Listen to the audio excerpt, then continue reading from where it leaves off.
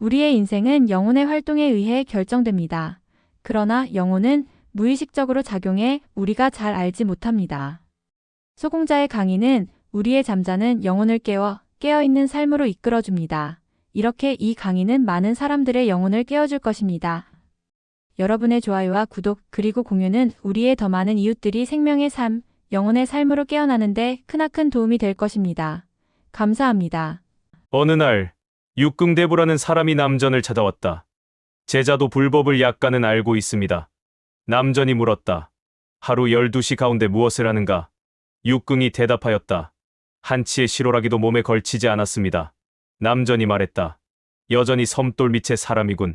듣지 못했는가? 도 있는 군왕은 지혜 있는 신하를 받아 주지 않는다는 말이 있다.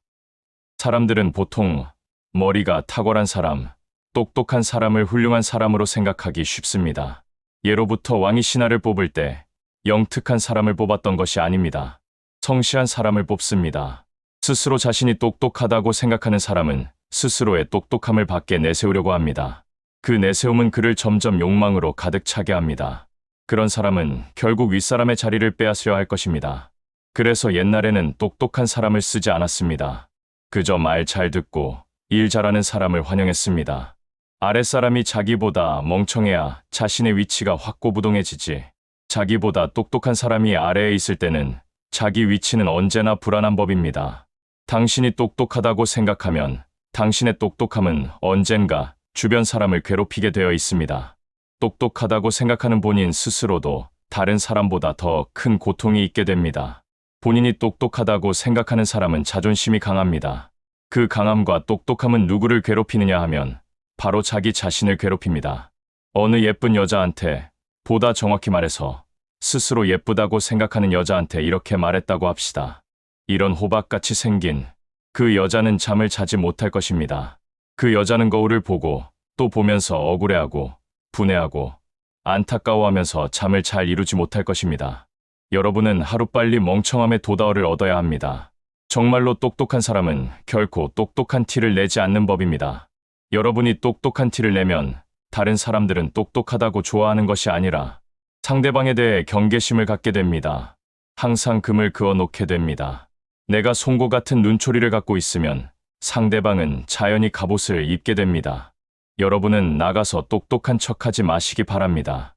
본래 똑똑한 거야 하는 수 없지만 똑똑한 척에 그 척은 어디서나 벽을 만들기 때문입니다. 그렇다고 바보인 척하지도 마십시오. 그것도 역시 세상과 벽을 만듭니다. 똑똑한 척도 하지 않고 바보인 척도 하지 않고 척의 세계로부터 벗어나야 합니다. 그것은 그렇게 쉬운 일이 아닙니다. 여러분이 진정으로 척의 세계로부터 벗어나기 위해서는 부득이 깨닫지 않으면 안 됩니다.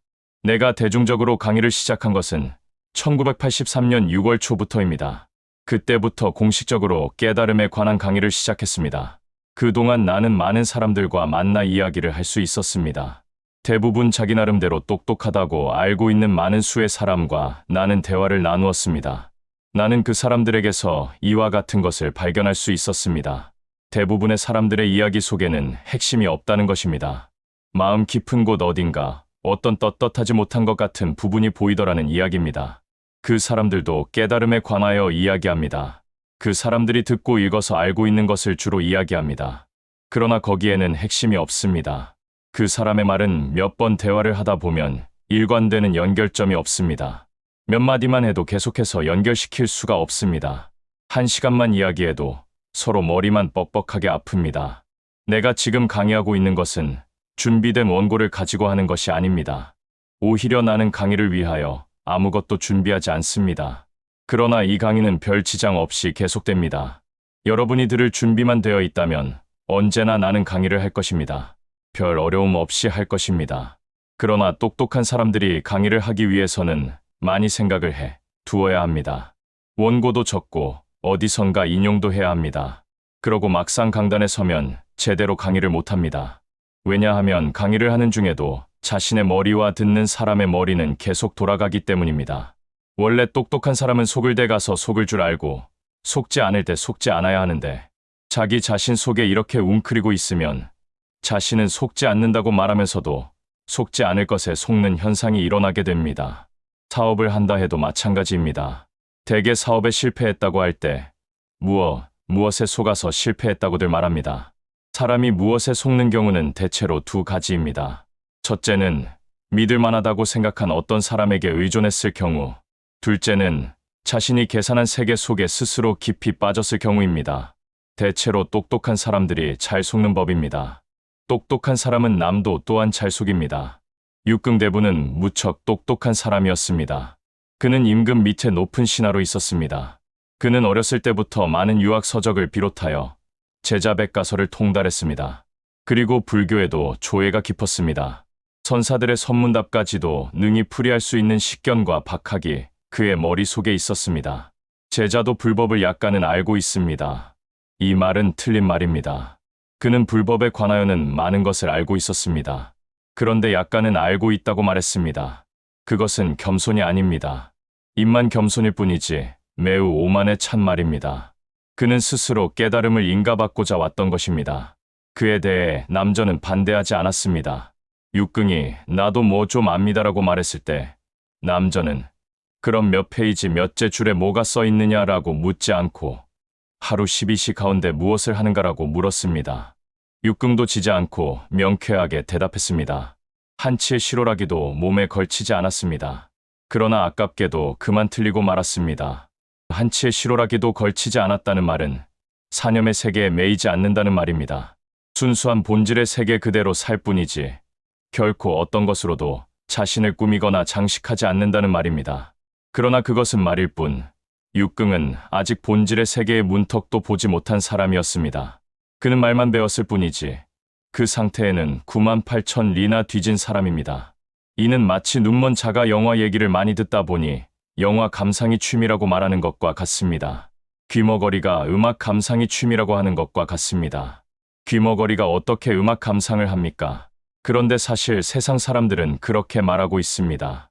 자신이 귀먹은 사람은 음악 감상을 취미라고 말합니다. 눈먼 사람은 영화 감상을 좋아한다고 말합니다. 여러분은 여러분이 못하는 부분을 잘하는 것으로 돌려치고 있습니다. 잔뜩 빚을 많이 진 사람들이 오히려 겉으로는 번지르르하게 살고 있습니다. 100만 원 빚진 사람들은 연탄이라도 아껴 떼면서 삽니다. 1억 원 빚진 사람들은 두 정거장 사이도 택시 타고 다닙니다. 그렇게 위장을 합니다. 모든 사람들한테는 그러한 것이 안에 숨겨져 있습니다. 남전이 말했습니다. 여전히 섬돌 밑에 사람이군. 이 말은 속 알맹이는 없고 순 껍데기뿐인 녀석이라는 말입니다. 남전이 이어서 말했습니다. 도다어 있는 군왕은 지혜 있는 신하를 받아주지 않는다는 말이 있다. 육경은 임금의 신하로서 제 딴에는 높은 벼슬을 하며 살고 있었습니다. 그런대로 그는 자기의 세계와 환경을 즐기면서 살고 있었습니다. 그는 아직 인생의 쓴맛을 절감하지 못하고 있었습니다. 그는 아직 진정한 생의 절망을 경험하지 못한 사람이었습니다. 그는 남의 신하는 될 수 있을지 몰라도 스스로 임금이 될 수는 없는 사람입니다. 특히 정신의 영역에서 볼 때 아직 미숙한 그리고 철없는 철부지와 같았습니다. 그는 아직 정신의 성숙이 이루어지지 않은 사람이었습니다. 정신적으로 그는 아직 남의 섬돌 밑에서 일하는 머슴에 지나지 않았습니다. 도다어 있는 군왕은 지혜 있는 신하를 받아주지 않는다. 이 말은 무슨 말인가 하면 진정한 진실은 두뇌가 돌아가는 사념의 세계를 인정하지 않는다. 진정한 본질의 세계는 돌아가는 사념의 세계에 결코 휩쓸리지 않는다는 말입니다. 언뜻 보기에 두뇌의 세계는 지혜로운 것 같고 똑똑한 것 같지만 사실은 어리석은 세계입니다. 머리는 굴리면 굴릴수록 복잡해집니다. 망설이면 망설일수록 그것은 희미해집니다. 때문에 예수는 당부했습니다. 너희가 헤아리는 그 헤아림으로 너희가 헤아림을 받을 것이다라고. 육경은 알아듣지 못하고 고개만 끄덕이고 돌아갔습니다. 육경은 다만 남전이 훌륭한 사람이라고 생각했습니다. 왜냐하면 자기로서도 이해할 수 없는 말을 그가 했기 때문입니다. 다음 영상에서 계속됩니다.